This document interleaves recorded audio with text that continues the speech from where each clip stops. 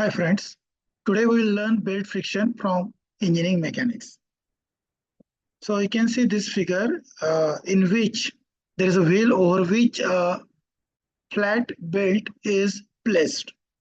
So when we apply the force on this belt and the weight is on the other side, the force acting on both sides T1 and T2, the body will move on the one direction where the forces will be more. So here also there is a figure. So if T1 is greater than T2 or T2 is greater than T1, depending on the greater tension upon the lower tension is equal to E raised to the power mu beta is the equation which we'll use in belt friction. And if you want to find torque, that is moment due to belt friction, so T1 minus T2 into radius of a wheel, where T1 is the tension on a tight side, T2 is the tension on the slack side, mu is the coefficient of friction, beta is the lap angle. Lap angle is the angle by which it is your belt is in contact with the wheel, and it is always in radian. Let me solve one numerical. So here the two cylinders are connected by rope that passes over two fixed rods as shown in figure. Knowing that the coefficient of friction between the rope and the rod is 0.4. Determine the range of mass of cylinder D for which equilibrium maintained.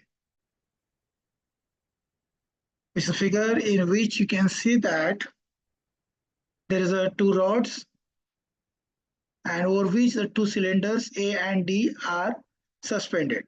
So we'll go for the 2D of this particular given figure. So in 2D you can see that left side the suspended mass is mass A whose weight 50 kg is given. Right side the mass MD.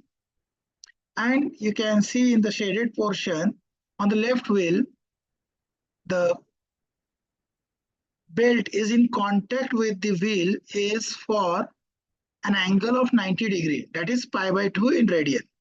Same as on right side, the wheel is in contact with the belt is 90 degree, that is pi by 2.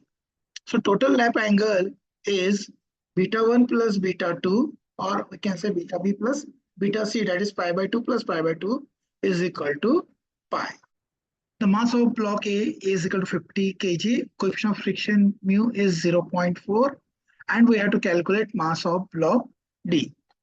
Now, we'll consider case 1, that is in which we assume that the mass D tends to move downward.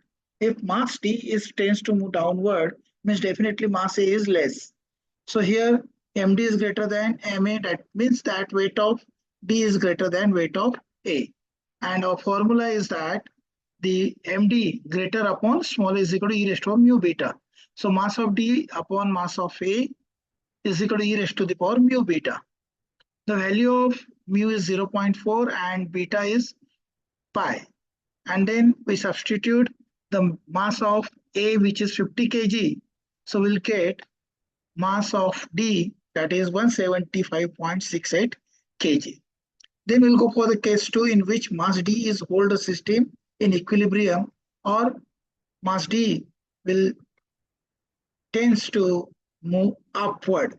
So if this condition is possible when mass of A is greater than mass of D. So the formula, the greater upon small, so mass A upon mass D is equal to E raised to mu beta. E raised to mu beta is already known to us, 0.4 pi, and the value of MD after substituting the value of MA is equal to 14.23 kg. So here put your MD to maintain the equilibrium, MD should be greater than 14.23 and less than 175.68 kg. Thank you.